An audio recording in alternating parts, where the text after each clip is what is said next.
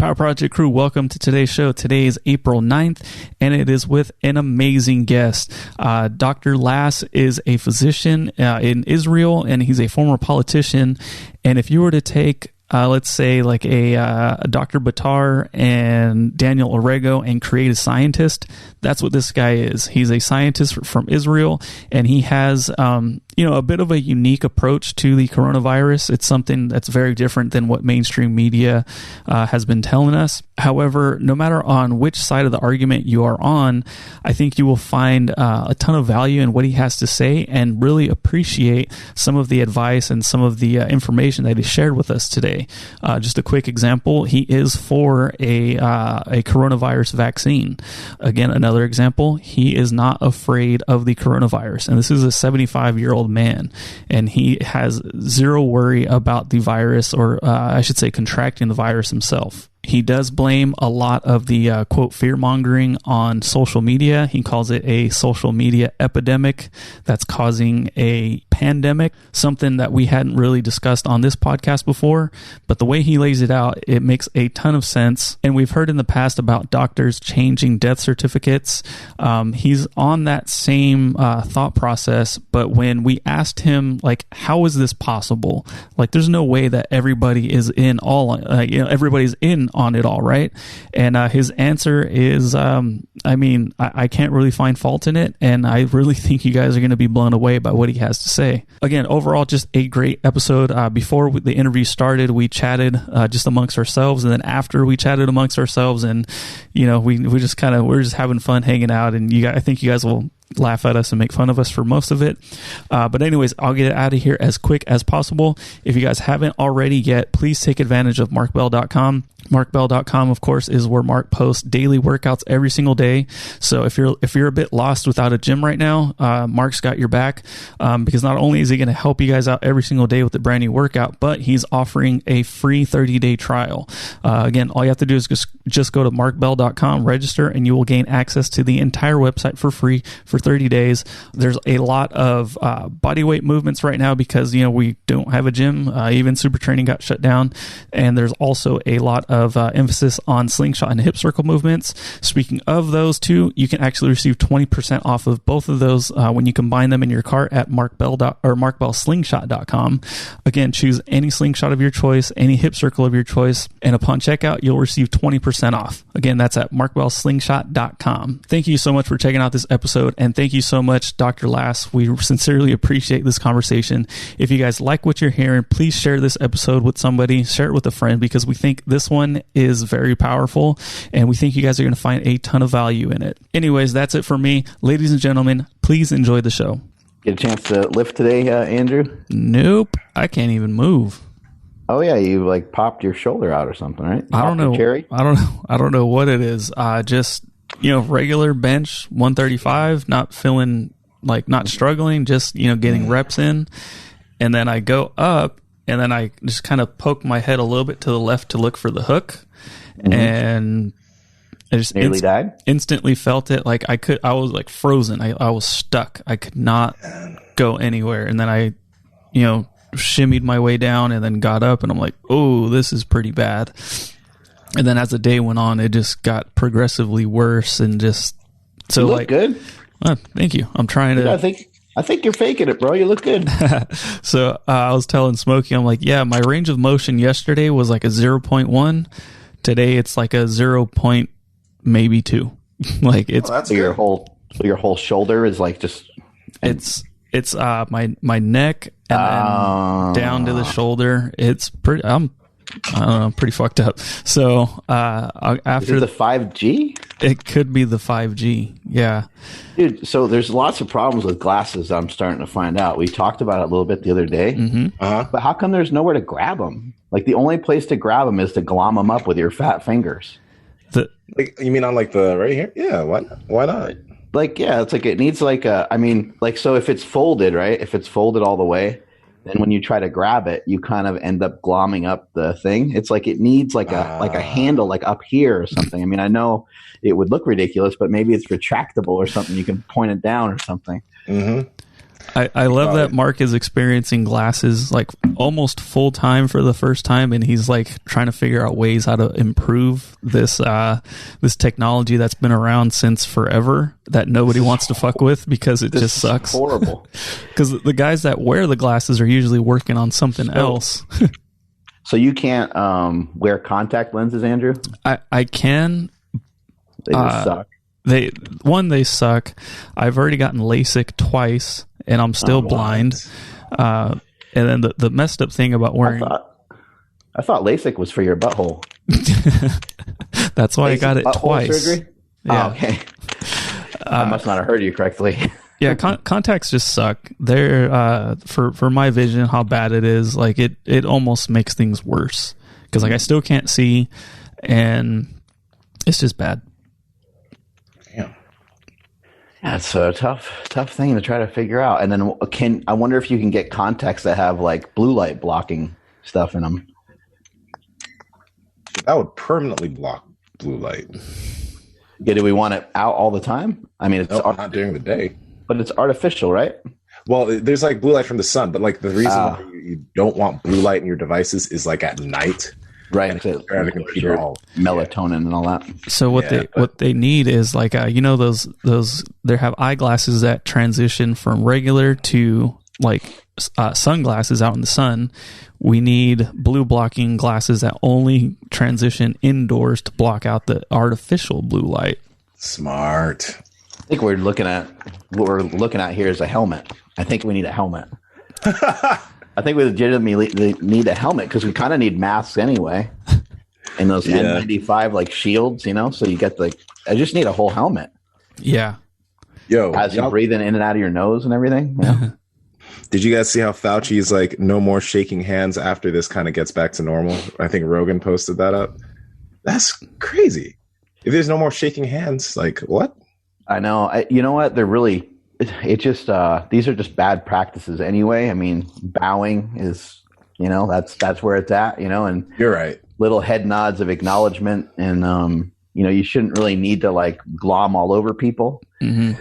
You know what I mean? But at the same time, yeah, it is what we're used to. I also found it pretty interesting that the University of Stanford is like trying to study, they're trying to like backlog stuff basically and trying to figure out like when this whole thing started. And they're talking about it may have started in the fall and we may have already gotten it. I mean, I haven't been sick in years, but I got floored by something for like a day and a half in late December, early January. And just from this information that we have about what this virus is, I think I may have already had it. I think I think it may have ran through my family. I was sick for like a day and a half and I was really sick and I was coughing like crazy. And then it completely disappeared. That same thing happened to me later last year. I think it was September or October. And it was legit. I remember, you guys remember, like I told you on the podcast, I was like, I had these like flu symptoms and I decided that my body needed like sugar. Like that's what I ended up drinking, like a shake or whatever. Remember when I was talking to you guys about that? Yeah, I remember being so upset because I'm like, okay, only Nsima would just go to like eating carbs to feel better, to get over the flu or something. But I do remember it vividly, yeah. And I haven't been sick like that before that for years. Like I didn't have any type of sickness for years. So I wonder if that was the flu or, who knows? Oh. Popping some of those mind bullets. Mm-hmm. Yeah, I got some right here too. I just took some about an hour ago too. Straight to the face. Mm-hmm. This one's going to be interesting though, because like I'm wondering if this guy still has those same views. A lot of things have changed since he made the claims in that article. Like Italy passed 17,000, right? Yeah. He was talking about that. Yeah, that's true. Yeah, people have been kind of pissed at us, but I think that at least the way I see it, and maybe other people see it differently, I see that a lot of the stuff that we uncovered is unfolding right before our eyes. Mm-hmm. I think that we've been kind of right on the forefront of some of it, and I think it's great, and that's why we're doing these dives. That's why we're looking into communicating with these people, and hopefully, I want to get as many different sides of this as possible. So I'm not trying to back up what we're saying hand picking people, hopefully. And if people that are listening to this can get us in contact with some other guests. I've actually had a few fans that were that work in like New York City and stuff like that, and that are doctors and things. I think we are recording. Yeah. Mm-hmm. Are we? Oh, okay. I didn't see it on the top. Yeah. So any of that stuff, anyone that has any communication with anyone that thinks would be valuable, we'll entertain, getting them on the show, because I want to hear from all sides. And also, lastly, I just want to point out again, I want to make sure people understand that I have never thought that this virus is not a big deal. I have never thought that this virus isn't deadly. It is clear that it has that people are dying from other results of the coronavirus breaking you down, and then you end up dying from a bacterial infection or some other type of thing happens to you. I think it's very clear, and I want to reiterate that it's not that I'm not compassionate about it. I am compassionate about it. I do care about people. I don't want people to die. I don't think anybody does. I just am trying to dispel some myths that are out there. There's a lot of weird shit circulating, and we may be part of that. I admit that as well. We may be part of some of that weird shit circulating around, but I believe there's where there's smoke, there's fire, and there's probably some truth to some of these things. And it appears that more of this stuff continues to kick up. And in today's day and age, I don't think that people can keep their mouth shut for very long. So I think that everything is going to come to the surface, but it might take a while. Mm-hmm. Real quick before we get even further into it, do you guys have an opinion on which flavor is better of Perfect Keto's new cookies? I am 100% on team chocolate chip cookie. Yes, I agree. By far. I mean, it's not like the double chocolate's bad, but the chocolate chip is just much better. Much, much better. Yeah. Mark, have you partaked? Yes, I'm digging the chocolate chip. Yeah, me too. I think it's a texture thing for me. It has the extra crunch from the chocolate chips, and also I think because the double chocolate is more like a brownie. And I'm more of a fan. True. I'm more of a fan of a cookie than a brownie. Yeah, they're really good, but I still have to say that I dig their bars are my favorite. I like the cookies as a snack because it's a little change up, but I like those bars, man. Yeah, getting that collagen in there. Yeah, and Nsima's giggling about something. What is it? So I'm not going to get into it. I don't think my girl listens to the podcast. No, she doesn't. We did something interesting with the cookies one day. That's all I'm going to say. Get to the end of the ad. All right. Hopefully we figure out whatever that is, so that way we can put that in a promotion. But until then, please head over to. That could happen for everybody else too, right? Yeah, maybe. Oh yeah, talk about quarantine creations. If you guys are interested, please head over to perfectketo.com/power25 at checkout. Enter promo code Power Project for $25 off any order of $99 or more. Again, check out the cookies, the bars, the nootropic, the MCT oil, all of that. On all orders of $99 more with that promo code, you're also going to receive free shipping. Highly recommend the chocolate chip cookie bars. Yeah. I also have another question for you guys. This is going to be a little bit long-winded. I'll try to shorten it up as best as possible. This about Nsima running around the streets naked? You guys saw that? Running into cars and shit? That was so fun, dude. Gotta get contact somehow. Dude, when you're out there, man, you're God bless you. When you're out there, dude, you're representing all of us. We're a team now. So, can you discontinue? You guys would do the same thing. You know that. Can you discontinue running into cars? What sucks is I found like the Jesse Burdick had posted like the extended version of that dude running, and he was plowing through all of the cars. I'm like, I wish I had seen that one. I would have used that one instead. But Jesse Burdick loves that shit. Dude, Jesse's his Instagram's fun to follow too. He loves that stuff. He has like the What the Fuck Wednesdays or whatever. Yep. But speaking of cars, so if somebody is, let's say they're driving, they're in a car accident, and they get T-boned really hard, like their car rolls, and while it's like upside down, it explodes like in the movies. Damn. Okay. Cause of death comes back, and it's like they didn't die because of the impact from the car accident. They actually died from an underlying factor that their car is prone to exploding. So then do we say car accidents don't kill people, it's explosions? Or do we say that it's all one car accident? Yeah, I think sometimes these things are hard to figure out. And I think that's the statistical dilemma that we see a lot, and same thing with anything though, like with nutrition, someone could say, hey, I'm doing this diet and it caused A, B, and C. And then we have other people that will say, hey, well, that happened because of these other factors. Mm-hmm. And so like that would have happened anyway if you just lost weight versus the carnivore diet, right? So those things are really, really hard to determine and detect. And I guess the main thing to think about is just, how maybe that's not the best question all the time, is because you could split hairs on that, right? And you can say, hey, look, well, the guy died because his liver shut down. But his liver shut down because of the car wreck, or his liver shut down because of the coronavirus. Like it was the precursor of it all. But again, if you want to kind of start to play that game, you can start to look at, well, the precursor was the brownies that he ate in the middle of the night every night for the last 16 years of his life. You know what I mean? So it gets to be, kind of a tough thing to figure out. I think the crazy thing right now, because I was thinking about kind of this. I was having a conversation with a friend of mine yesterday about North Carolina, because North Carolina has had a very large amount of deaths within the African American community, but also the high amount of those deaths are individuals who had really high blood pressure, diabetes, very overweight, especially in that area.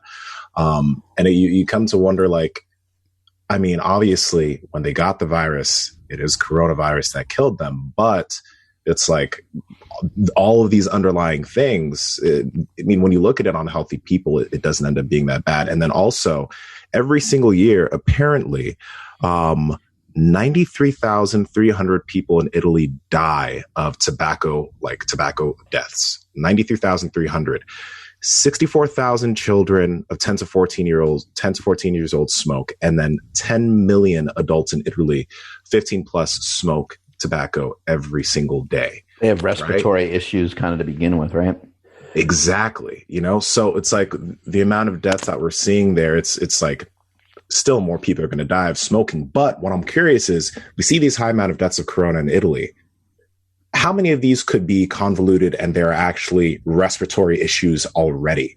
And they didn't even have corona, but they died because of their messed up lungs and they didn't have the virus. Right. I feel like there's a lot that's not accounting for. Yeah. And my question really just would be like, okay, so then is the coronavirus just the perfect storm that hit Italy? You know what I mean? Like, is it like, oh, they were going to die anyways type of thing? But also like, okay, because of the virus, it now, like I keep saying, it just expedited everything. Now, were those people going to die anyways? Unfortunately, most likely they were. However, when they contracted the virus, if they did, we don't know. Let's just say that they did. Then it just was like a wildfire. So I'm just fighting with it in my head. Like, okay, is the virus killing people? I mean, like the car accident analogy. It's like, well, they are, but they're not, but they are. You know what I mean? So like when we have, like Dr. Batar saying it's harmless, I kind of want to pump my brakes a little bit to be like, well, shit. I mean, it's doing something. Right. Well, I've heard other people compare it to car, type things where they said like, hey, what if, driving kills millions of people all the time, and car wrecks are way down right now because no one's, well, not no one, but less people are on the roads. Mm-hmm. And then, so let's just throw out a hypothetical. I don't have any idea of how many people die in car wrecks every year. And I'm sure it matters the country, and probably matters on how congested the area is. There's probably more people probably die in Italy, where people are cruising around on mopeds and tiny little streets and all this different stuff. But anyway, let's say that the death rate with car accidents increased by 10%? Would you start walking to work? What if it increased by 20%? Would you start walking to work? What if it increased by 50%? Would you start walking to work, or would you start to think like, I need to maybe work a lot. I mean, to live a lot closer to work. What would that percentage be that would stop people from driving? And, we're not going to stop driving. We're going to continue to drive almost regardless of how high the percentage would have to be obscene. It would have to be, 75% for us to stop driving. And even then there would still be people like, fuck it, man, I'm going to risk it because I need to get my ass to work. I need to go make some money. And I realize that's a different comparison than what we're actually dealing with, but it does put things into perspective a little bit. I would love to have the freedom to have the right to go and live whatever way I want, and I understand how people, are saying like, well, we can't do that at the moment. And I don't mind, us stopping for a little period of time, but I think that we're to the point where we could say like, this would be a hard thing to determine, but if you don't feel like you're in harm's way, then go about your business. You know what I mean? That's kind of my viewpoint. And I don't know if that's going to happen. I do think that Trump is going to be under a lot of pressure and that he will try to kind of reopen things up, but it's going to be probably more up to the states than it will be to the whole country. They'll probably, and that makes a lot of sense. It makes a lot of sense to say, hey, you know what, we can kind of reopen things back up here in whatever, said state that is maybe doing a little bit better. And maybe some of the other ones that are still having a tough time, maybe they got to wait it out a little longer. That was what you kind of talked about was the doctor we're about to have on. That was kind of his viewpoint too. I think it's called like it's a British way of doing it, where like you isolate older individuals or people more at risk, and then everybody else that feels up to it and is able, they can go about living their daily lives, spreading it among themselves and causing that herd immunity. And it really like, I know we're doing this so we don't overwhelm the healthcare system, but it makes a lot of sense. Oh, there he is. There he is. He's connecting. Mm-hmm. Let me change my name to my actual name.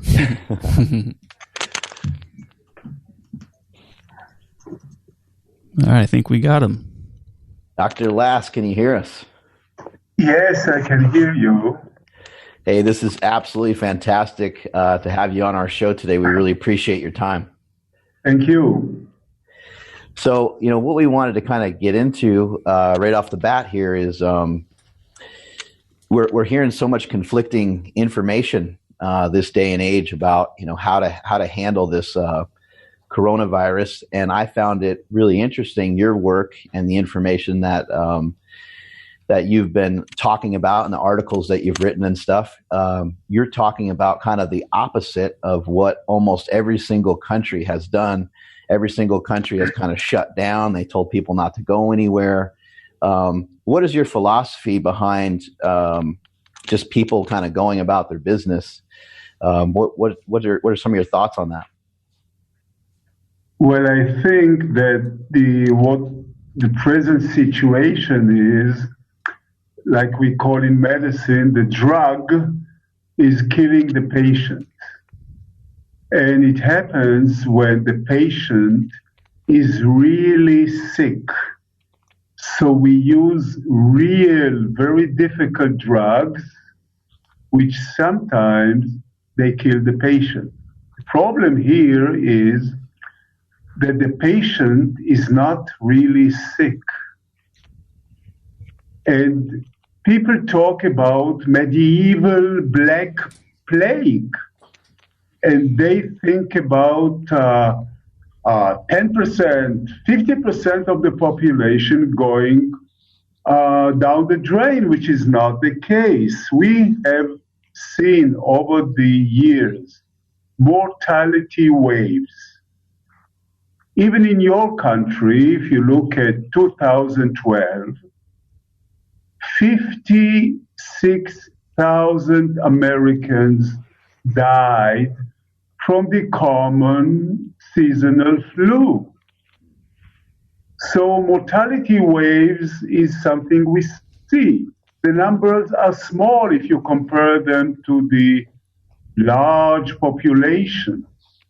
And this is what we have now, a mortality wave which is equivalent to previous situations. However, as a result mainly of Mr.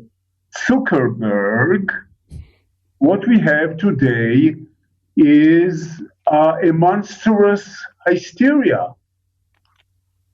We see a wave of hysteria which brainwash your brain, population brain, and government brain. Everybody is brainwashed. The problem is not as big as it is represented by Zuckerberg. He takes a photograph of every corpse in New York City.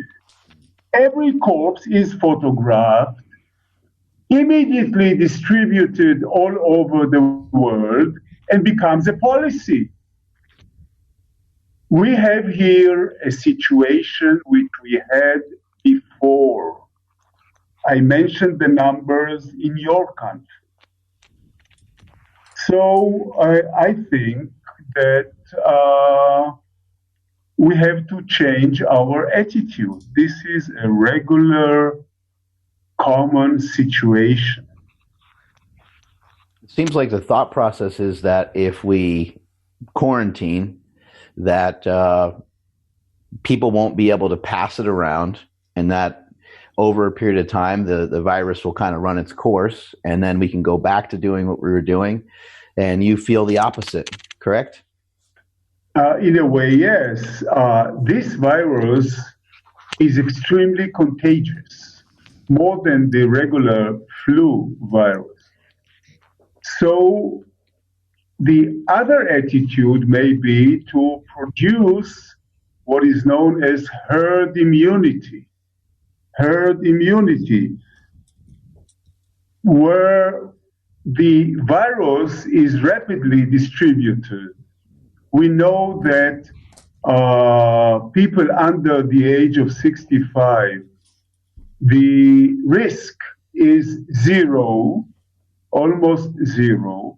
So we have to protect our elderly people. We have to protect the nursing home. And every person in the risk group should stay at home voluntarily. But we cannot destroy the economy and society for something which is not as dangerous as is being represented by the media. As far as the representation is concerned, because we've had a few guests on that have been saying that the way that the virus has been represented, the way that the deaths have been represented, and we were actually just having a conversation about when a doctor says someone died of the coronavirus, it almost seems as if, yes, there are a lot of people dying, but potentially some of these people might have died anyways. For example, the amount of people that smoke in Italy that have respiratory issues already, that probably died of respiratory issues, but were assigned COVID-19. How do you feel about the way it's being represented? Well, everything you said now is absolutely correct.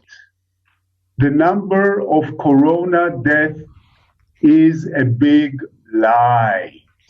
They simply changed the ticket. Instead of saying he or she, unfortunately, and I apologize for the families, really, I'm talking very general.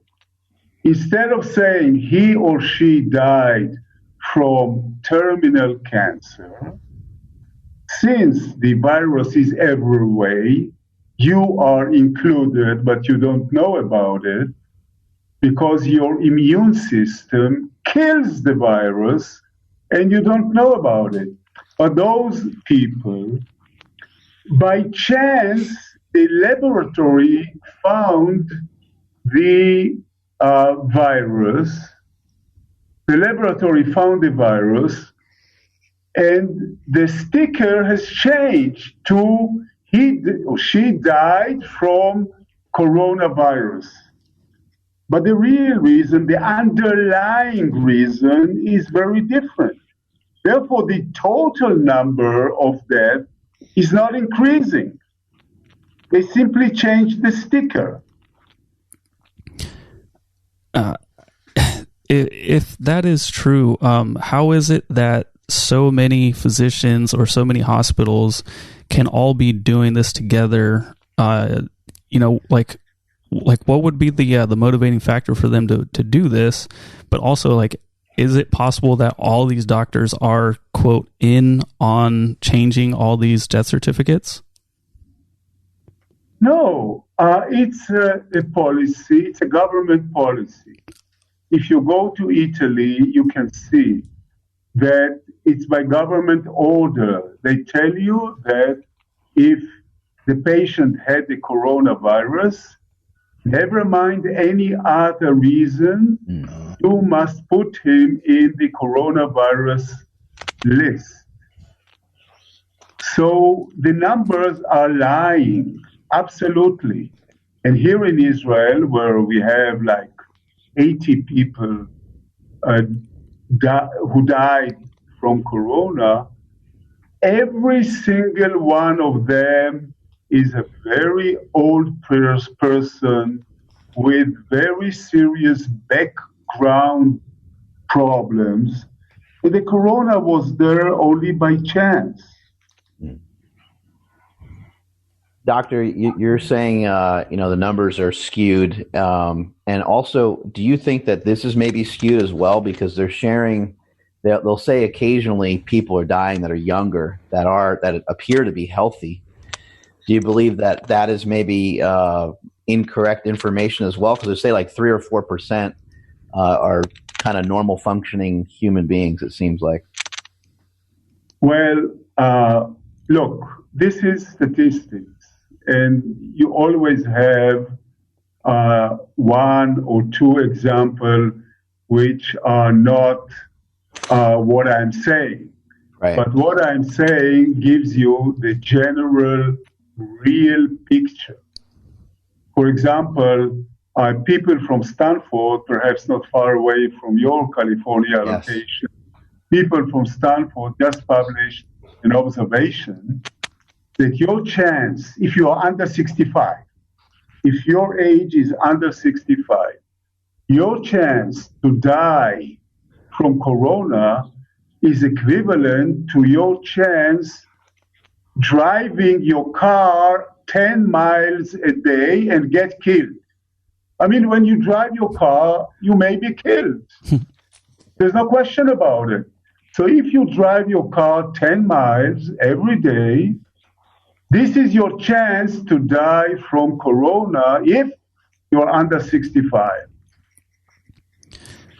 And then going back to the question about the changing of the death certificates, do we have proof that these are government orders?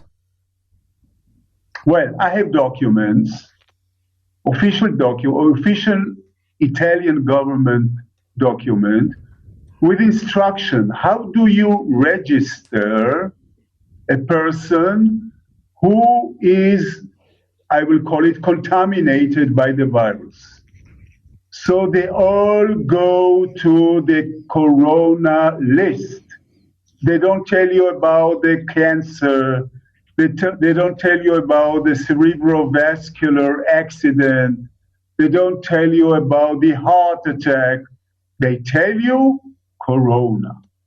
Do you feel like maybe some governments kind of adopted some of this policy so that things just don't look really nasty and ugly? Like, let's just say that we are all, going about our business, and let's say that it did overflood the hospitals, especially in these really highly populated areas like New York City. Do you think it was just in an effort to, not like pile up bodies, so to speak, so that it just didn't like horrify people, or do you think that wouldn't even have happened?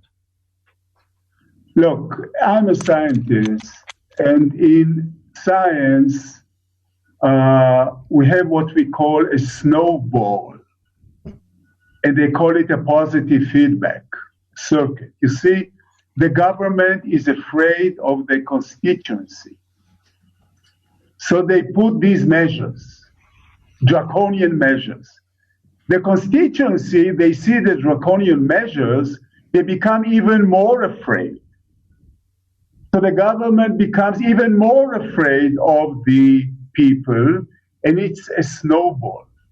Everybody is brainwashed. And thanks to Mr. Zuckerberg and the media and the piles of body you're talking about, in your country, every day, 8,000 Americans die. Did you ever see piles of 8,000 Americans? Never. Right. Did you see the interviews with the families? Never. However, today, which is unbelievable, every single, as I said before, every single corpse in New York City is being photographed. And the families are being interviewed, and you cannot even try to speak science, statistics, numbers. When a family, a grieving family, is being interviewed, how can you fight this? No way. This is a classical brainwash situation. Why do you feel like Mark Zuckerberg is? Why are you mentioning his name? Like, why do you feel he's been part of it? I mentioned the name as an icon. Right. He's the icon of the new epidemic, the new social network epidemic. This is the first viral epidemic which is being carried on by the social network epidemic. This is an epidemic. And they work together, and they augment each other. So it's not Zuckerberg. I mean, he's the icon. Understood. Of the process. You know, Doctor, I've heard you mention, and whenever anybody typically says this, immediately there is a hailstorm of, you're wrong, that's not true. And what you've mentioned before is that the flu is worse than the coronavirus. No. I didn't say worse. Okay. So I said equivalent because present we don't know. I mean, this event must finish sometime in the future. Mm-hmm. So if, as I said before, 58 or 56,000 Americans died from the flu 2012. Mm-hmm. At present, we have around 15,000 Americans dead. And as I mentioned to you, they are dead because of the underlying cause. So let's see if the 15,000 number will approach the 55,000 number. Until it approaches this number, this is something we had before. Got it. A few years ago. It's super. Okay. Go ahead, Andrew. No, I was going to say, Doc, are you yourself concerned, or are you worried about contracting the virus at all? You mean personally? Yeah, you personally. Well, I'm 75 years old. I've been Director General of the Israeli Ministry of Health. I've been member of Knesset, which is our Congress. And I've been many things. So I'm not afraid. Not afraid at all, because I don't have any underlying problem. I do my sport, and I mean, I'm more afraid from road accidents. I'm more afraid of plane crashes. So maybe you feel like this is like also maybe more of an epidemic of social media is what one part of what you said there. And then in addition to that, maybe just our careless nature towards our own health. No. I mean, there is a virus around us which is dangerous. Influenza virus is also dangerous. It can kill people. And by the way, the influenza virus kills children. This virus does not.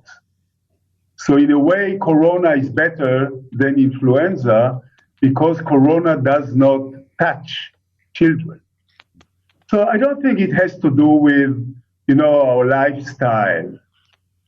It is a virus which attacks your body like many other viruses at this moment attack your body. You produce your antibodies and your everything is okay. So this is the same. This virus is not really more lethal than the flu virus. Approximately the same order of magnitude. So it'll attack you regardless of your health, but if you're not healthy, then it will have a greater impact. Yeah, right. So I want to ask you this, doctor.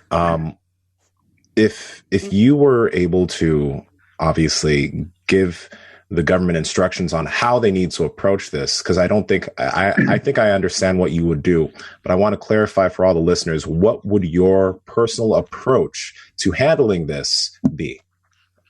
It's very simple, like any other epidemic, the flu epidemic, measles epidemic, pertussis epidemic, the cough epidemic. There are so many epidemics. So what we should do is protect the risk group, like putting a barbed wire around the nursing home with a guard, where you have to produce a piece of paper showing you are clean before you are getting in. So we have to protect the nursing home. We have to tell the elderly, stay at home, don't mingle with anybody until this virus goes away. For other people under 65-year-old with the present numbers, go on with your business. Don't destroy the country. Don't destroy the society. Like in any other regular flu epidemic, which we don't really mind. Mm-hmm. What's your opinion on masks? You think that would be effective? Mask it is a controversy because American officials usually used to say the mask is not good. Is not good for you. It's good for the patient. If you are sick, you must wear the mask in order to stop the spread of viruses. And also, if you are health worker, you must use a professional mask. But they changed attitude as part of the brainwash. You see, 2 months ago, the CDC in Atlanta will tell you, well, you don't need the mask. Now they tell you you need the mask. There is no new scientific data. It's part of the brainwash. It's good for your selfie. It's my understanding that the CDC, they also don't require someone to test positive from a lab for COVID-19 to consider it their cause of death as well, right?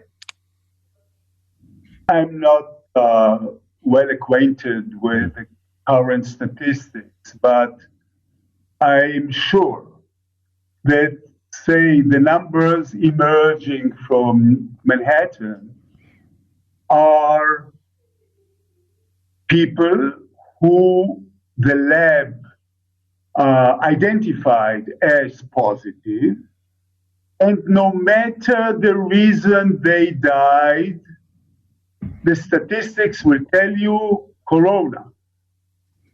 No matter the real underlying medical problem, if the lab finds the virus, they go into the corona box.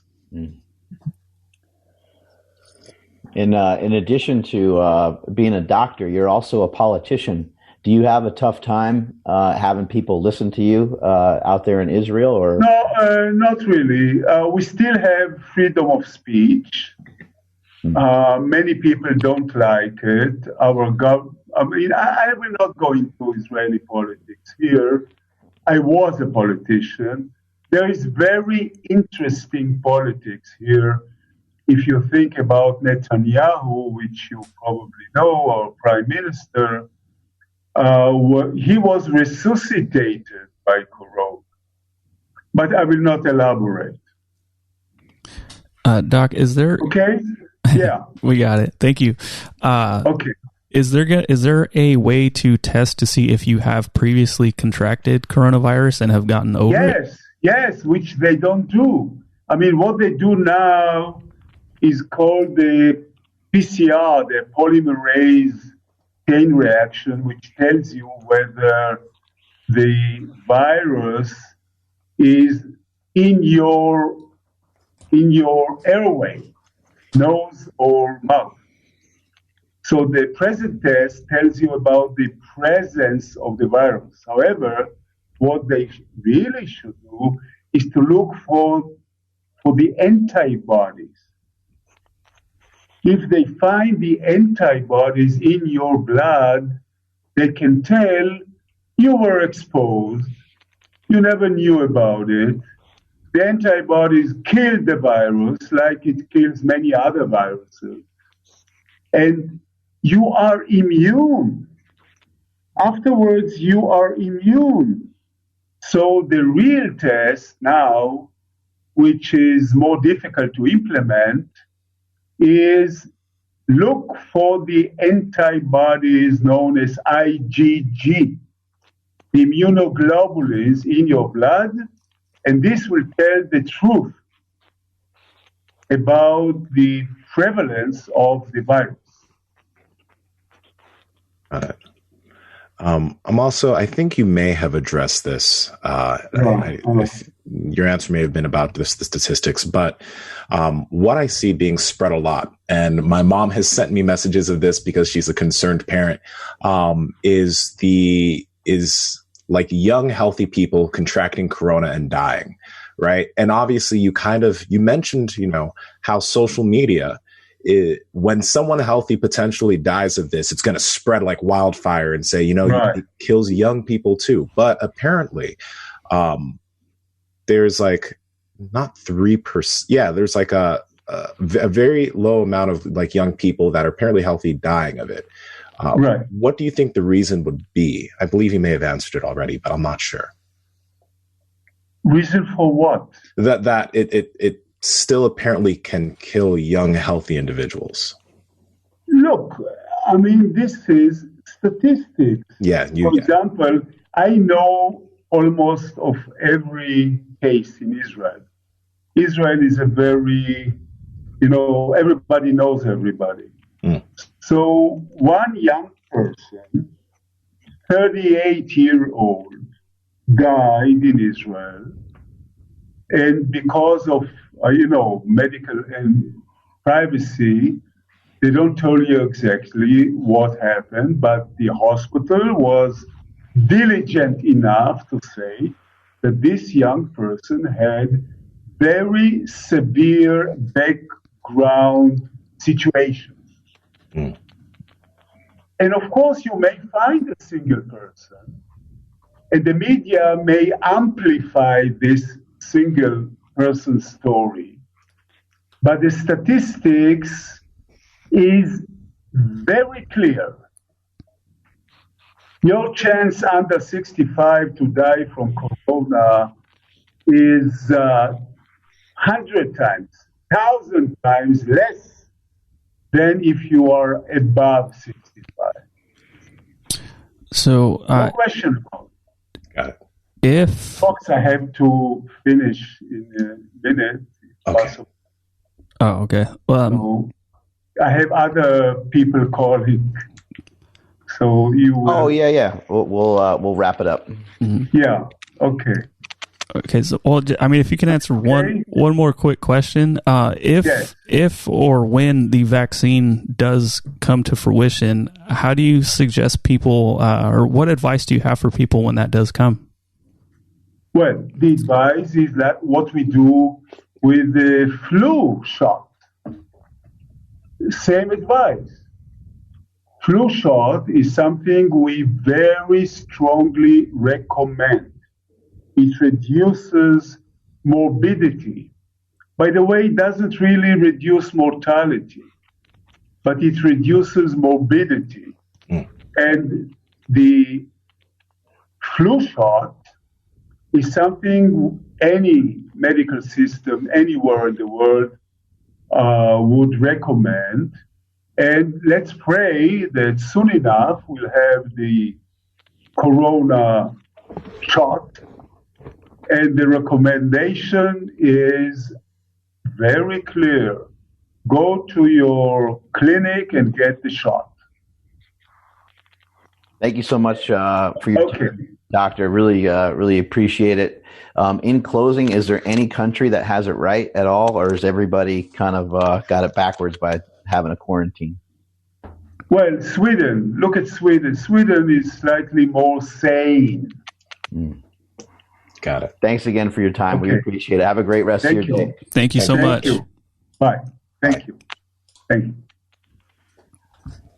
Guys, you got it right there from a scientist. But, what I'd also say is, like, just because, he's a scientist, just because he's a doctor, you don't need to take his word for it. You start to compile some of your own evidence and because eventually we're going to go outside, right? Eventually we're going to go outside. And so, hopefully through this podcast and through some of the people that we're rubbing elbows with, we can make the best choices that we feel are for our lives, because they at some point things will open back up, and things like movie theaters, concerts, and stuff like that. Maybe those things will be a little bit different, but hopefully through listening to this show and through seeing some other great resources out there, hopefully we can all kind of have a more educated decision towards what we feel is best when they do say, hey, you can go back to work.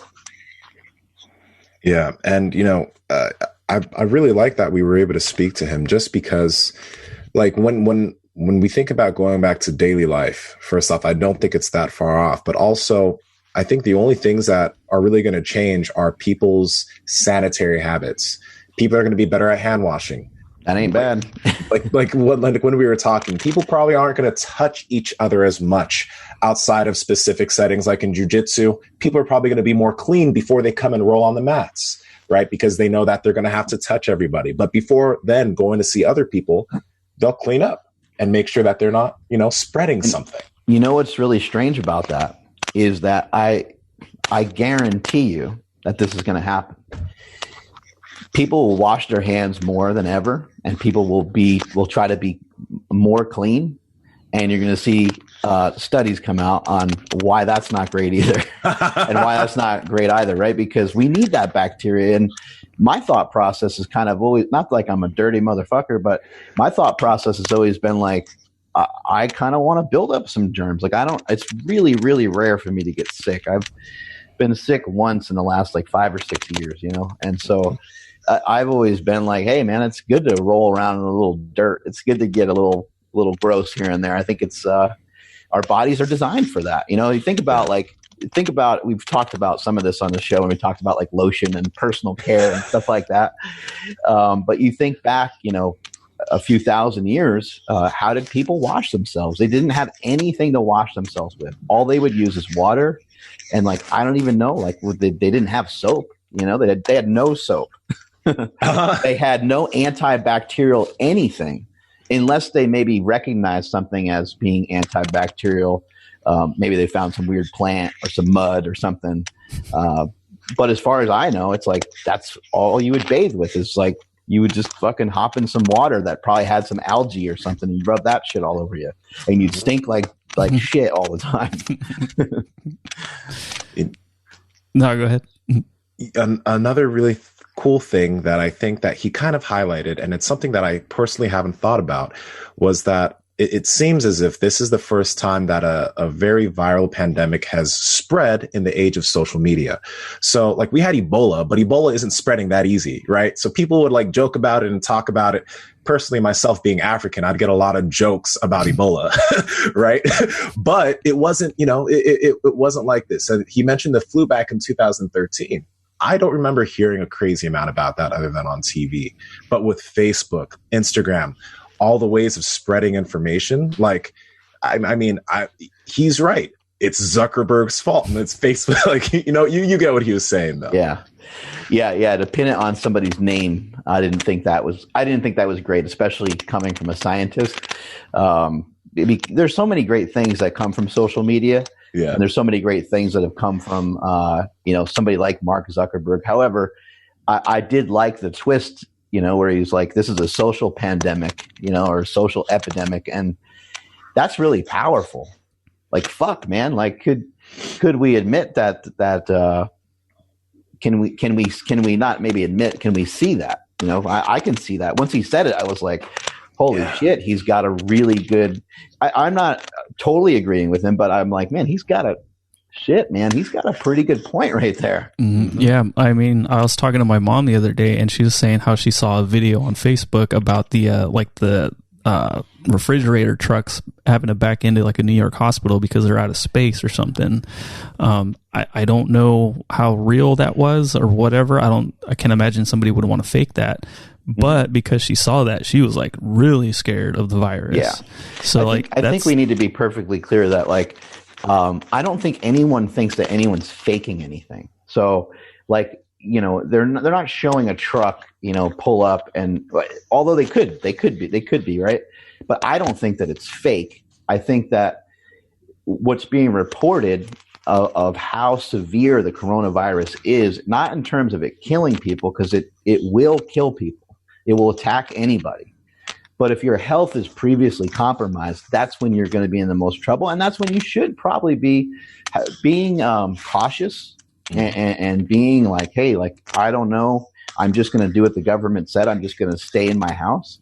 That's probably a great idea if you're diabetic and you're 70 years old. And if you had previous issues, I don't think for one bit that any part of the news, well, I shouldn't say any part of the news. I don't think the majority of the news that we're seeing is fake.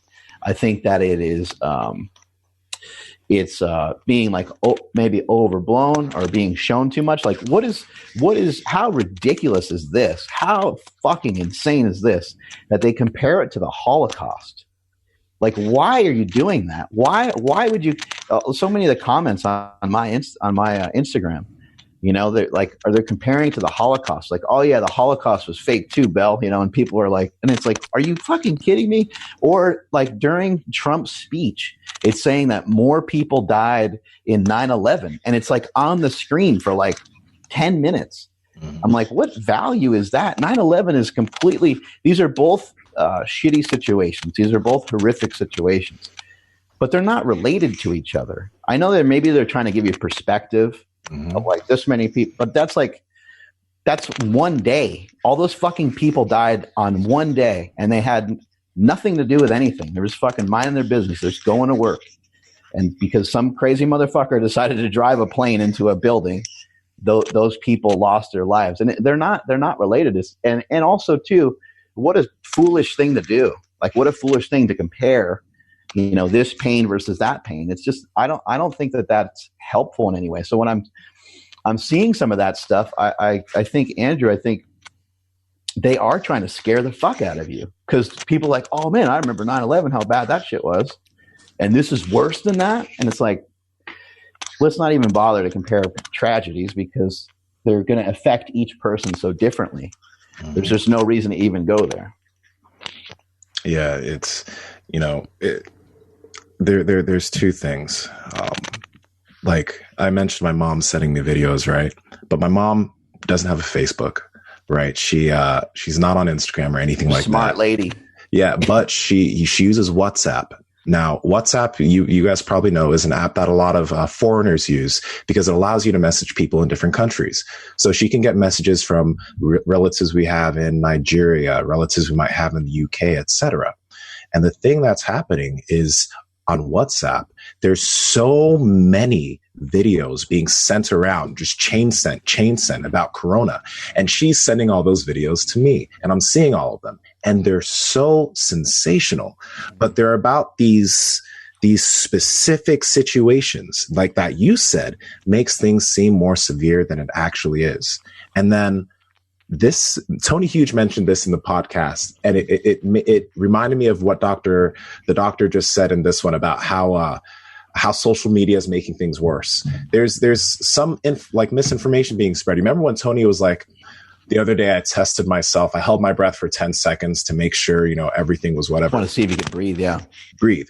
There was a few weeks ago when that was chain sent among so many people on Instagram that if you can't hold your breath comfortably for over 10 seconds, you may have the coronavirus.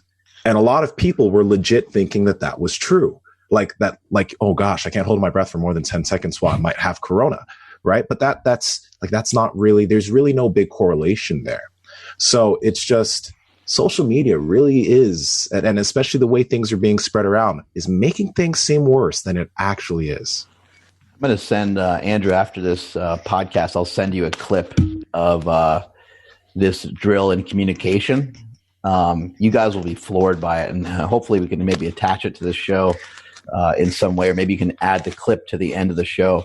But it's just basically one person telling another person in front of them something, and then the next person. Have you guys ever seen these experiments before? It's a disaster. Like, you can't even believe how bad it gets. Did you guys see Joe Rogan talking about how many steps you take and stuff like that? Yeah. That was a really good post. He was talking about, like, it equated the amount of steps that you take with your health and stuff like that in comparison to the people that have suffered from the coronavirus and stuff like that. Pretty wild. It's like, holy shit, man. We've been talking about walking for a long time here on this show. Wait, there's a comparison to the coronavirus? Maybe I didn't see it. Let me see if it's it's not the coronavirus. Sorry about that.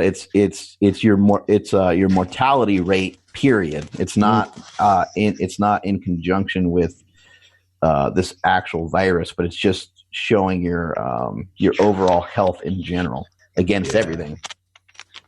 Which I thought was really, really cool. Yeah, man. If there's one thing that's happening now, a lot of people are taking walks that didn't used to. And I feel like that, that's going to be something that a lot of people maintain. But also, you've mentioned this, Mark, and Andrew, you've mentioned this too. People are going to start taking their health more seriously, like losing weight, stop eating bad food so that they can be healthier, so that they're not as obese or overweight. Because, when you think about like the people that this is culling, it's people that aren't that healthy, right? So, shoot, there's a positive. Yeah, absolutely. How much better do we all feel because we do exercise and eat right? It's like, I'm not going to say I feel invincible to the virus, but like, I am nowhere near as concerned as I was in the beginning. And then on the flip side, how scary is it if, you do your research and you listen and you actually understand that the worse off you are health-wise, the worse off your odds just went to shit if you contract the virus. So it's sort of one of those things where, like, when everything's taken away, you all of a sudden want it. So, like, not all our privileges, but a bunch of our freedoms, I guess we'll say, are being like, hey, maybe you shouldn't do that. And now everybody wants to do that. So I'm hoping. Beard? That beard's looking pretty good, dude. I know it's been becoming thicker. Yeah. Can you show us on the sides here a little bit? It's tough. This side's probably better because of the light.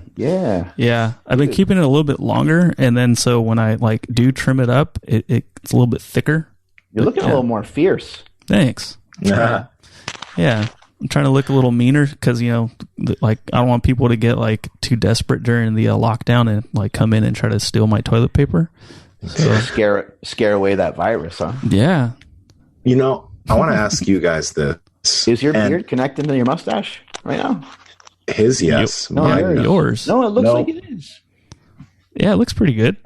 Dude. No, see, there's still it connects, but it's not a strong connection. It's like when you have bad Wi-Fi and there's little blips. It's like using FaceTime. Yeah, it's a slightly weak connection. But I think if you were able to like to be like a small person skipping from patch to patch, like if you can actually jump across, I think that's good enough.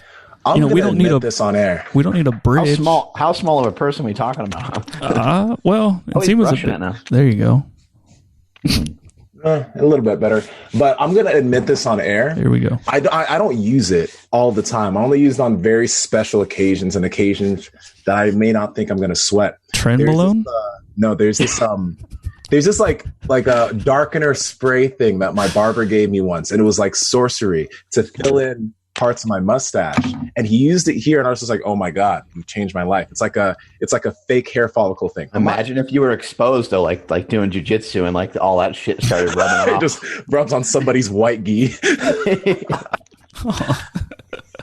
Yo, okay, real quick though, I want to get both of you guys' opinions on this, because there was some, I don't know if it was Jason that mentioned it in your comments, Mark, but a lot of people say this and people get very enraged that it's even being mentioned. But if you go to the Worldometer website, right, so far, apparently this year, 290,000 people have died of suicide. 680,000 people have died of alcohol caused by alcohol this year. 370,000 road traffic fatalities this year, right? And those are just going to continue to increase, by the way. It's not like that's that's the end of that. But when you guys hear those types of things, what does it make you feel in comparison to what's going on right now? I would have to say that I don't feel that they're that related, because I think what in most people's brains, I think that this thing is like new, right? Mm-hmm. Even though they're like, no, it's kind of like a flu, but maybe it's a little worse because you contract it quick and it attacks you a little faster, and it is really, if someone has compromised immune system, it's really attacking them hard. So I think that people are like, well, people already die of heart attacks, and people are always going to die of heart attacks. We don't have a way to remedy that. I mean, we've all heard the stories before of, some guy who's 40 years old and he just went for a run one day, he's normally healthy, and bam, he died of a heart attack, right?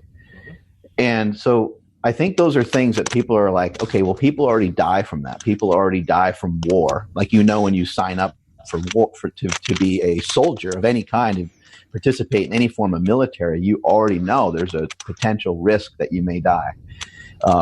As soon as you start driving, you learn all these laws and rules and stuff, and you accept those things. I think this thing kind of feels like it's new, even though viruses have been around forever. We just haven't had anything recently that's been anything really like this that I think people could make sense of. And so I think that's why people are so scared of it, So I think in comparison to like car accidents and in comparison to some of the other things, I think that everyone's just like, well, yeah, those normally happen, but like, I don't know what the fuck this thing is.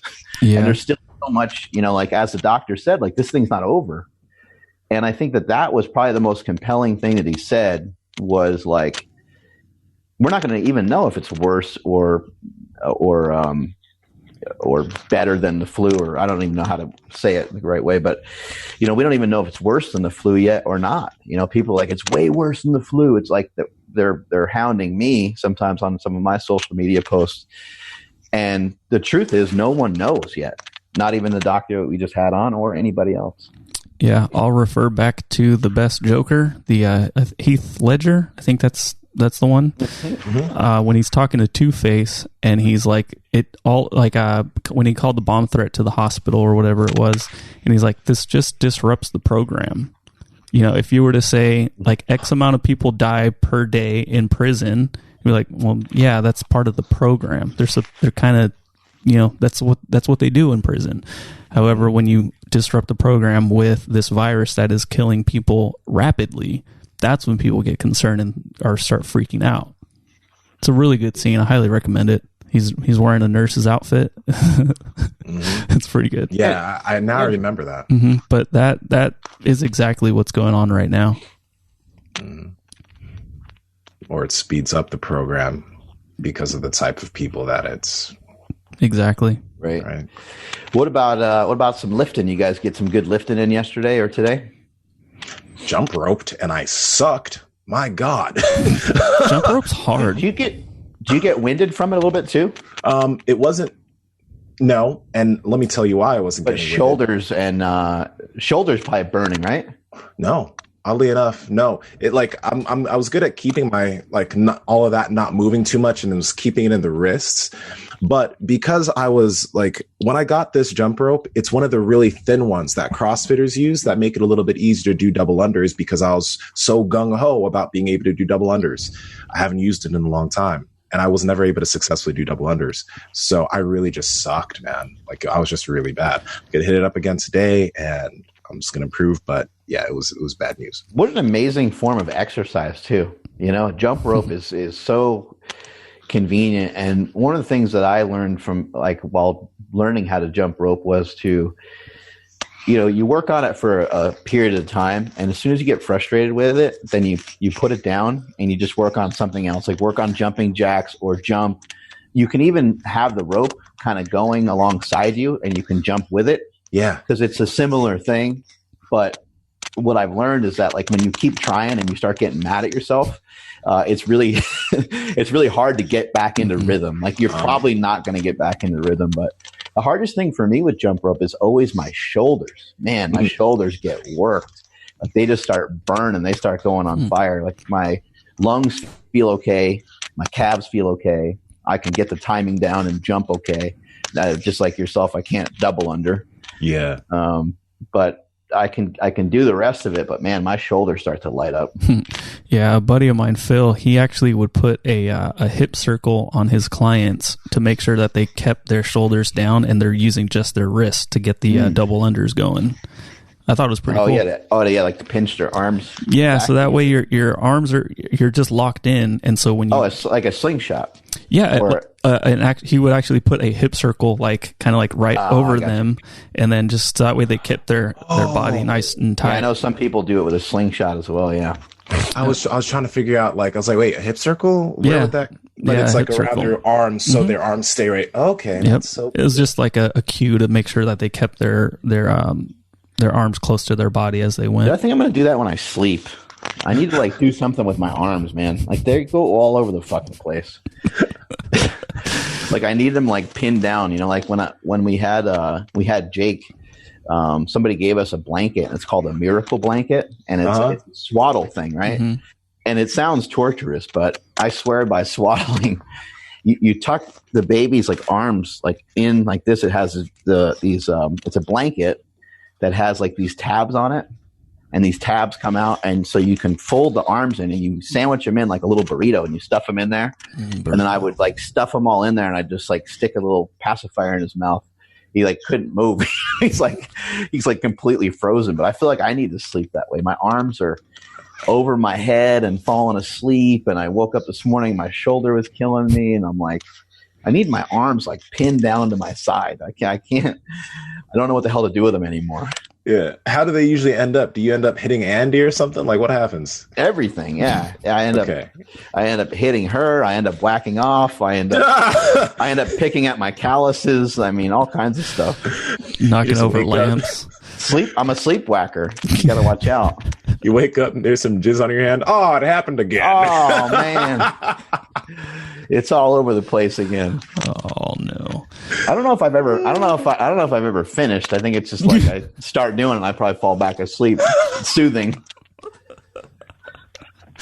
What are you doing over there? Nothing. I was just meditating, changing position. Oh man. Yeah. Well, no. Well, we're not going to talk about this much right now, but me and my buddy, we were having a talk yesterday. Dutch We're rudder? going to talk, huh? Dutch rudder? Dutch rudder? What's Dutch rudder? Never mind. Dutch brothers? Wait, what is Dutch rudder? Really? Yeah, really. What's Dutch Well, because rudder? you said he was talking about whacking off, and then you're saying, so me and my buddy, so I thought I just went straight to a You Dutch guys rudder. are whacking each other. So, Oh, that's the term? If you and your buddy are whacking each other or something? so Where have we gone? we'll take you and your buddy for an example. You're holding your junk with your right hand. He's holding his with his right hand. Your left hand is on his right shoulder, and you guys go back and forth, back and forth. So you're actually moving his right arm to stroke himself, and he's doing the same to your right arm. Ew, why? Ew. It's a Dutch Ew. rudder. Wait, you learned this from Smokey, didn't you? I think I confirmed it with Smokey. Yeah. This is why we need to get out of this quarantine. Bruh. Oh my God. We You need to remember get the that, band back together. Yeah. that thing you sent me yesterday? The meme with the Mario? Oh yeah. Okay, I sent that to like 20 people, and like everyone was What like, a productive day. yeah, it was great. And everyone's like, dude, this is why we need to get out of quarantine. Yeah. Everyone's like going crazy.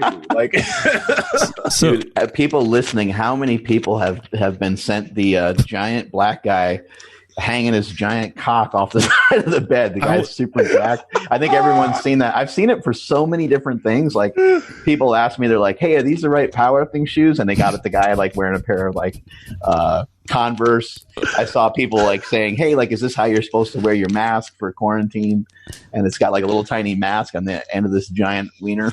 who is that guy? Like, is it just So my friend, the guy who started Cameo, Martin. Mhm. Martin knows that guy, but I think the guy died. I think the guy lived out here in like in NorCal, and Martin said he used to know that guy. I was like, "There's no way." I'm like, "You don't know that guy?" He's like, "I totally know that guy."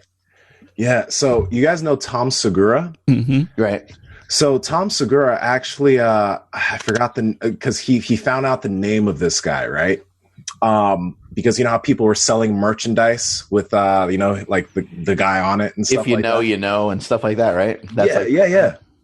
So he found out because the photographer that took the photo apparently said, "Hey, it's not cool that all these people are making all this money off of this guy. Off your He's dick." dead. His family's over here." So what Tom Segura did is he found the guy's family and he made a shirt that something about, I don't know, wash your hands, I think, with that guy's face on it. It said wash your hands. And he sold a bunch of those shirts and he gave the money to that guy's family because apparently he didn't really get into when he was doing the porn stuff, it was in really hard times. It wasn't his main profession. But I thought that was pretty cool. hard times indeed? Hard times indeed. Yo, that's a massive hog. That is huge. He's doing quite well in that that department. He could check that off. Could check that off. He doesn't need to worry. He doesn't need to worry about that. Yeah. I wouldn't own pants. No. No, right? Like, just don't even bother. Like, and you got to whip that thing out at parties and stuff. Just wear really tight pants and don't wear any underwear. That's what you got to do. You know? Right? Yeah, you got to like form fitting so everybody knows what's up all the time. How would that guy take a dump? Oh, I don't know. lay it on You might the have to thigh. Throw it over his shoulder. See, bro, this is why people are like, "What's wrong with you people?" We just got off of a serious, really informational podcast. Talking to Here we science. are Talking about dicks. I think, this podcast has the full spectrum of what everyone can expect from Mark Bell's Power Project. Full spectrum. Oh. I went on about a 3.5 mile walk run yesterday with a 40-pound vest on. Damn. It was awesome, man. It was tough, but kept the heart rate up pretty good the whole time. I think my average heart rate was like 155 or something. So it was like right at like, that's about like my max is where I shouldn't really go too much higher than that. But, and I did that for an hour, like it was like about an hour's worth, maybe even a little bit longer. but yeah, it felt really good. And then I came in the house here, and we worked out in the garage, and we had I got some 30-pound dumbbells, some 20-pound dumbbells, some 10-pound dumbbells, a couple med balls, a bunch of bands, and I think that's about it. Yeah, I did a bunch of curls and a bunch of squats, and I've been trying to do 100 squats every day, and I've been keeping with that very easily. 100 push-ups every day. I did like 150 of them yesterday with the vest on. That was difficult. And then staying on those 10-minute squats and staying on those 10-minute walks. So I think I'm going to put together a little compilation of some stuff for people to try to do, for them to have like a little checklist. Because I got to tell you, the first couple days of doing this, it slaughtered me. Like I was like really kind of lethargic, and I was like not lethargic in a sense like that I was feeling like tired during the day, but I was moving around slow, and my knees kind of hurt and stuff. And I was like, man, maybe I'm doing way too many reps, and maybe I need to back off of like sit in that squat position. But today when I woke up, I was like, wow, I feel fucking awesome. Like everything felt really, really good. So I'm like, well, maybe I'm just adapting to it. Maybe I'm getting used to it.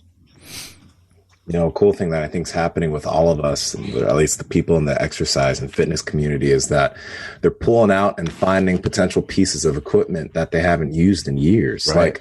Like that vest that you've been using. Like you've talked to me and you've mentioned weighted vest to me in the past, but I don't believe you've really implemented it at all for a long time, right? Oh, I haven't touched that thing in forever. I mean, I did put it on probably like a couple of weeks ago just to take a walk around the block at super training, but no, I haven't used that. It's one of those deals. It's like, I don't know, you go outside, you're at super training, you go outside and you push the sled around and you pull it and you do a bunch of stuff with it, and you're like, why don't I fucking do that every workout? But it's just like, for some reason, especially me, like I'm an idiot. Like I'm going to bench, I'm going to squat, I'm going to deadlift every time I'm going to see it. And I'm going to be like, oh, I like what Nsima's doing. I should do some of that kettlebell stuff. And then I get into super training. I'm like, I'm going to bench. Yeah, no, I agree. Like after this is like done, the kettlebell is just too dang amazing, man. I'm going to increase my skill with that. Hopefully jump roping. Like I'm really digging that. There's a lot of things I just want to like be able to continue to keep doing. It can be amazing too, and make you feel like crap about how like inexperienced you are with certain things. You're like, man, you watch other people, doing these drills and doing stuff, and you're like, man, I should be able to do some of that. Yeah, no, I agree. Yeah, even doing something like as simple as like circles with your arm, it's like, that's just a little warm up, but then it's like, fuck, this is actually kind of hard if you keep going, and you just feel so lame because you're like, wow, really? Like, I know like my daughter can do this without even trying, and here I am struggling. It's like, come on. It's frustrating. It's really, really awesome to have pieces of equipment that can track your heart rate. Being able to see your heart rate is really, really cool. And when I've been on my walks and stuff, I'll like throw punches, or even just I'll even just walk with my arms just out. Mm-hmm. And it increases your heart rate. Wow. It's wild. I mean, it's not a lot of effort, and your heart rate will, it will blip up just a little bit. What's really interesting is going on the walks with my wife and having her track her heart rate and me track mine. I was like, you know what? I think our heart rates will probably be the same for the most part. But I said, I would imagine that you're going to recover way faster than me. Mm-hmm. And that was definitely the case. Like we went and we ran a hill. I don't think I had a weight vest on that day. And my heart rate I forgot what it went to, but it skyrocketed pretty good. It went to like 180 or something. And hers went to about the same.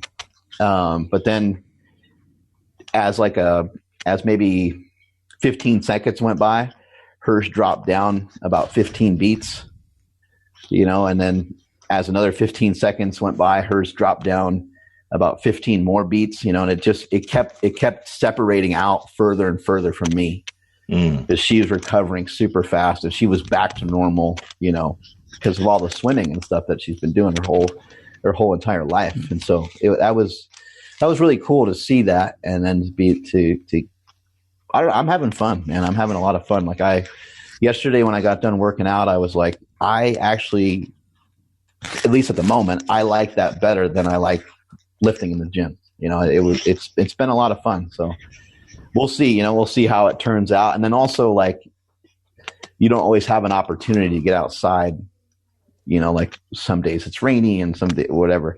But so far so good. I'm really enjoying it. Yeah. What are you using to track the heart rate? So I ended up getting a bunch of different stuff to try to mess with. So my friend Joel Jameson, he's the guy that trained Mighty Mouse Johnson for a long time. Joel is just Joel made heart rate variability. He's the one who put it on the map, and he has a product called Morpheus, and Morpheus is it's an app as well as a device that you wear. And so I've been using that here and there, but I also have I use my wife's Apple Watch sometimes to try to track, and the Apple Watch actually seems pretty accurate. Mm-hmm. I don't really love the Apple Watch because I think it's the rudest device of all time. How so? Because people are always like checking it every couple seconds when you're trying to talk to them. They keep looking at their goddamn watch. And so I would never use it to have it hooked up to other stuff, but to have your heart rate tracked during exercise works really good. But what I found works the easiest so far is just that I have a Polar strap, heart rate monitor strap that you just put on, and it gives you a lot of data through the app. But with Apple, I haven't sank it up to like other shit, and I'm sure that you can. But like all I'm looking at is literally the heart rate on the actual watch itself. And Nsima, you probably know more about it, but I'm not using it to look at any other data. But what I like from the Polar device is just that all I got to do is simply put the strap around my chest, and it's not hard to do. It's really easy to snap it on. And then once that's on, I can track myself for a run. I can track myself for lifting. I can track myself for anything that I want to track with. So that's what I've been using, mainly the Polar strap a little bit more, but Joel is going to help me to get in some of these heart rate zones that he wants me to. And then his Morpheus app really tracks a lot of heart rate variability stuff, but I don't know a ton about it. I will, we'll have him on the show at some point so he can explain, so you guys can learn about it too. Yeah, dude. So if you do plan on using the Apple Watch, download this app called Heart Watch. Apple still has my watch since they're not open, so I haven't been able to track my heart rate at all. But Heart Watch is really cool because when you open it up on the watch and you start working out, you don't have to, you can keep it on it, and you'll be able to see immediately what your heart rate is at that moment. You can download it on the watch and on your phone, and it'll track your heart rate throughout the whole day. I think it's called Heart Watch 4. It's a really, really good app for tracking your heart rate on the Apple Watch. But I'm really curious. I think I'm going to get it today because I want something to start tracking my heart rate during these workouts. I'm going to try the Whoop. I know you've mentioned it to me, but have you tried it, or you haven't really used it? I heard the Whoop thing works pretty well. I don't know if they make a watch, but they do make some sort of band that goes. It goes on your arm or something instead of your actual wrist, right? Mm-hmm. I don't know a ton about it, but what I think is good about products like that is that they're trying to make it convenient to utilize. That's what they're trying to do. Trying to really make it super simple to use. The Apple Watch is probably the simplest thing, especially if you're I don't know about putting this heart rate strap on and all this stuff. And the good thing about the Apple Watch is doesn't need to be connected to anything else, which that's really good. But here's what it looks like from the Polar thing. I got it. Is it disappearing, or is it showing pretty good? Let's see. You just got a text. Yeah, I can text it over to you. So this is from the Morpheus thing? Or this is from the Polar device. Okay. But yeah, cool. So it shows my heart rate was 139 on average. The highest it got to was 168. It gives you a lot more data than just this, but and I went for an hour, went 3.5 miles. burned 788 calories, which the calorie thing is like, it's not all that significant. What's interesting though is that in like 25 minutes of lifting, I burned 400 calories, so like the calories that you would burn from it, you got to just keep in mind, like these are just these tracking devices, and how many calories you burn is a bigger mystery than anything that these things could really figure out. But it's just interesting to look, that you get a little more bang for your buck from actual, lifting or like HIIT training. Yeah. But the benefit of walking and the benefit of even like a walk, run, and doing things that are more casual is the recovery. So that's something to think about too. You can do them every day. That's why I like walking so much, is that even a walk, run, like when I was running previously, I was running a little bit too ambitiously. I was running a little too fast, and my body wasn't prepared for it. Yeah. And it wasn't the right time for me to mess with that, but it wants to mess with it. Like, just if you're thinking, oh God, man, I can't run, like it really jacks me up or whatever, think about just running for like 30 seconds, just literally run for 30 seconds and keep your feet close to the ground. Like, don't try to make like big giant strides or anything. Just like run like you did in football practice back in the day when your coach, told you to jog around the field, and you just jog just enough just to get the pads bouncing. So it like made the noise, and then you would turn around and you pick up your knees a little bit and actually run. But just start out super casual, because all you're really trying to do is get your heart rate to be a little higher than it would be, during a normal like walk, or during a normal, walk. Yeah, no, Phil DeRue was talking about it too, in terms of recovering back down or bringing your heart rate down from being high. I mean, we always talk about the nasal breathing, but he was mentioning how nasal breathing really does help with that. And if you track it, it does. There is a difference when you're recovering and breathing through your nose versus afterwards. It comes down a lot faster. I got just probably yesterday or maybe 2 days ago was the first time that it actually, all this started to feel better. Pretty much it just every day just feels worse, because I'm still not used to it all. 2 days ago was the first time that it started to feel a little bit better. And then I noticed, like, when I went to nasal breathing, it was way easier than breathing in and out of my mouth. And I haven't gotten there yet. Remember, I was asking you some questions about it a while back, because I was practicing it, but it wasn't consistent enough for me to get better at it.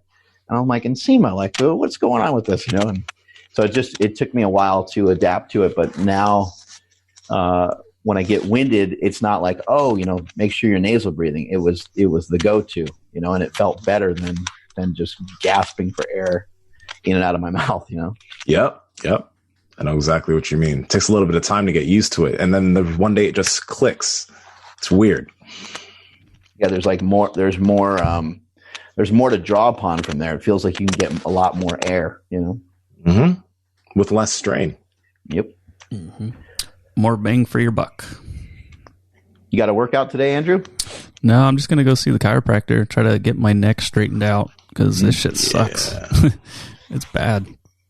Even putting on a shirt or something, it's quite the chore right now. So this happened a long time ago. You were like pressing some weight, and then you went to reach for the rack. And then as I turned my head looking for the hook, that's where it happened. And I just a weird freak accident.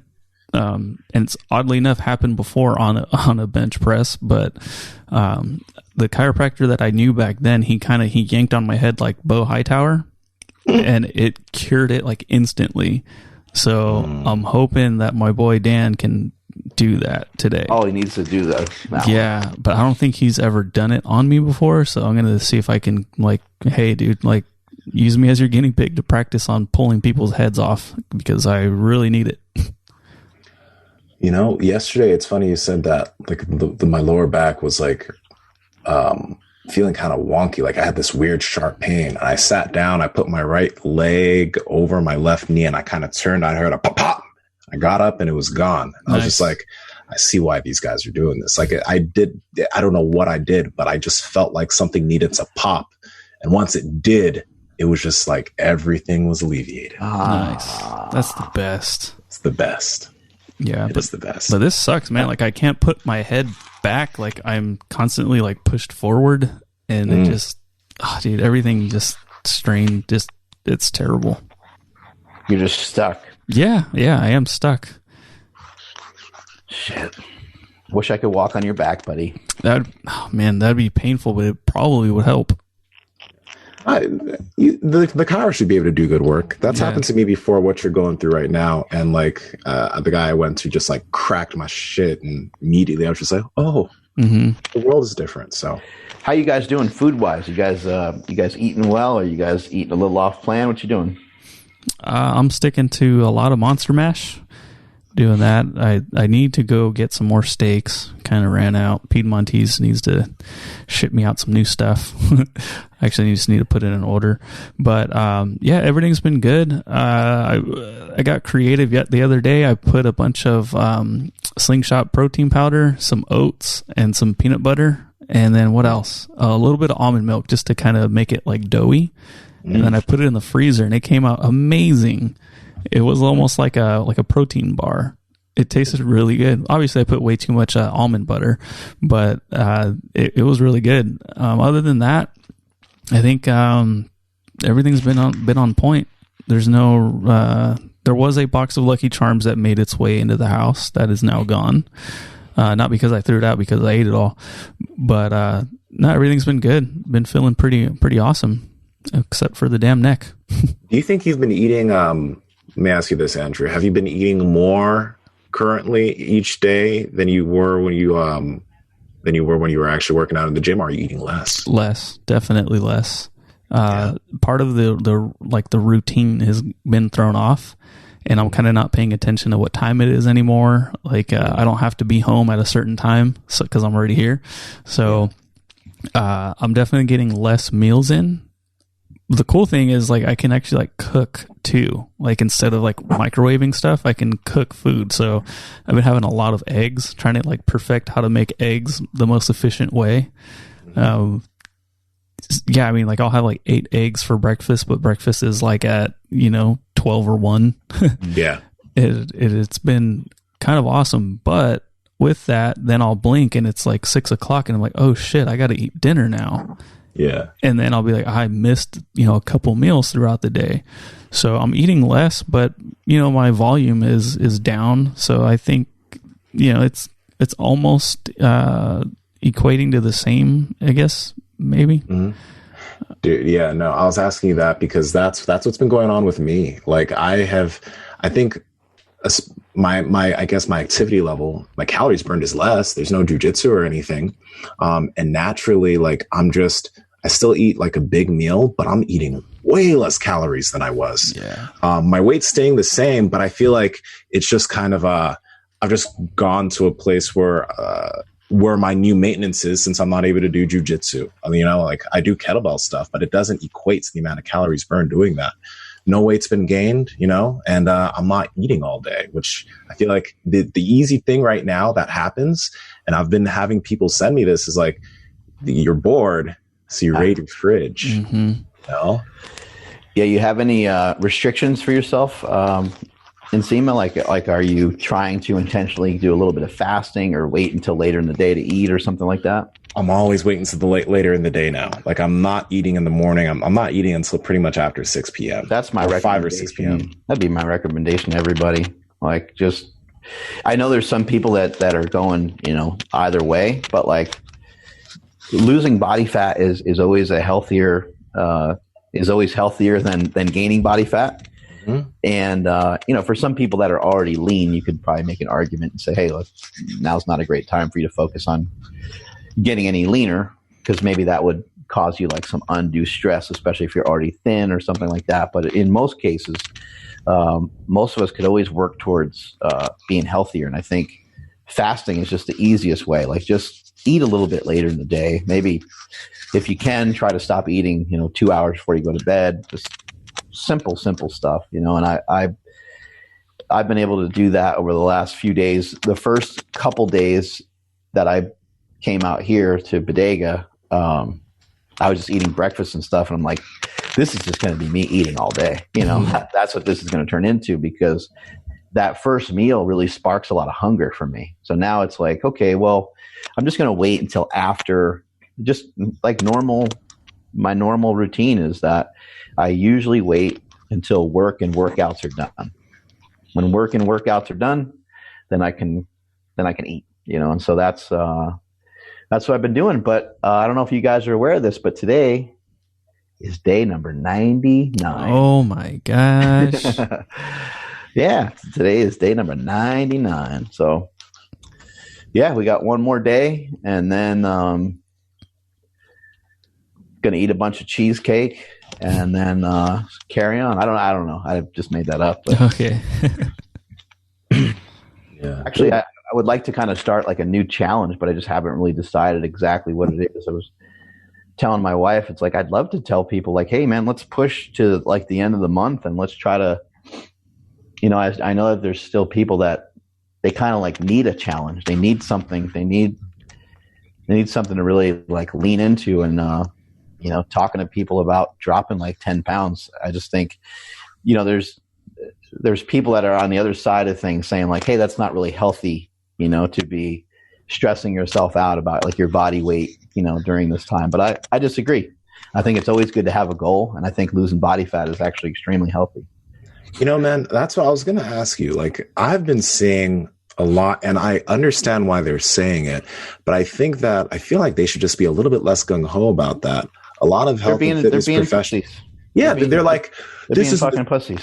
Yeah, this isn't the time, to worry about losing body fat. Yeah. This is the time to try and feel good, blah, blah, blah. And I understand it. Like, especially if you're going through some financial stress, et cetera, there's a lot of different stressors that are entering people's lives right now. But why the fuck would you still not try to get a handle on your health? Like, why would that just be something that, no, that's the thing you should throw out and like focus on just feeling good and whatever. Like, I think that, yeah, we should focus on feeling good, but we still shouldn't be neglecting trying to get healthier. It makes no sense. Right. I mean, a lot of times people go through like a bad breakup or they go through something hard and they want to, lean towards alcohol. And, you're like, I understand, and to have a little bit of that probably does make some sense. But at the same time, that's a really slippery slope, and it's probably not productive. It's not doing what you think it's going to do. It's not really going to accomplish what you're hoping it's going to accomplish, unless you're a rational person, unless you're like, you know what, man, I'm just going to go out, have a couple of drinks with my buddies and just share how I feel at the moment. Like, that's kind of different than like going out and getting fucking smashed. Right. Mm-hmm. And I think that, there's never a time to let your defenses down. I think, now is a better time than ever to, everyone else is like again, I said it earlier, everyone else is on pause.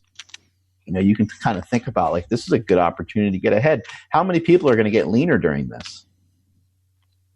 You know what I mean? Like, how many people are going to get leaner during this? How many people are going to get bigger or have more muscle or be stronger? Not that many, but you could be one of them. You could get smarter. I mean, it just depends on what you want to do.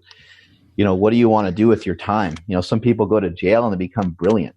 They go to prison, they become brilliant because they just read book after book after book. Other people just waste their time. Some people go to prison and they get jacked. Right? Use this time as a time to kind of like, reform and maybe make some progress towards some of your goals. Yeah. Yeah, you got more time now. All the time in the world. Andrew, take us out of here, buddy. Thank you, everybody, for checking out today's episode. If you guys liked what you're hearing, please share it with a friend. We have access to some amazing doctors, and it would be really cool if that Dr. Lass got a lot of attention and a lot of praise for what he said today, because I think today's episode is going to impact a lot of people because it was very powerful stuff. So again, please share it with a friend. Let them know how awesome this podcast is. And please make sure you're following on Instagram at Mark Bell's Power Project. TikTok and Twitter is at MB Power Project. My Instagram is at I am Andrew Z. And one more time, thank you everybody that's been rating and reviewing the podcast. Sincerely appreciate it. Any links or anything we talk about on today's show will be down in the YouTube description and or iTunes show notes. And Nsima, where you at? Nsima Inyang on Instagram and YouTube, at Nsima Yin Yang on TikTok and Twitter. And check out markbell.com soon. There's some cool kettlebell stuff that's going to be heading to that website that you guys might enjoy. So yeah, thanks for letting me put that on there, Mark. Yeah, I appreciate you doing that. It is April 9th. That's the day that we filmed this thing. And I started my own version of a stimulus package, but I don't know if it's going to be available to you guys when you hear this particular podcast, but it might already be a thing of the past because it's only going to be up on the website for 2 days. It's over at markbellslingshot.com. If you want to win money, cash money from me, I'm doing my own version of a stimulus package, so you don't have to wait around for the federal government and Donald Trump to sign your check. You can get one directly from me. We're giving away $500 to a bunch of different people. In addition to that, we're giving away $100 to a bunch of different people. In addition to that, we're giving away some gift cards to markbellslingshot.com as well. So, hopefully you have a chance to check it out. Otherwise, maybe you didn't, but at least you've been made aware of the Mark Bell stimulus package. Strength is never a weakness. Weakness is never a strength. Catch you all later.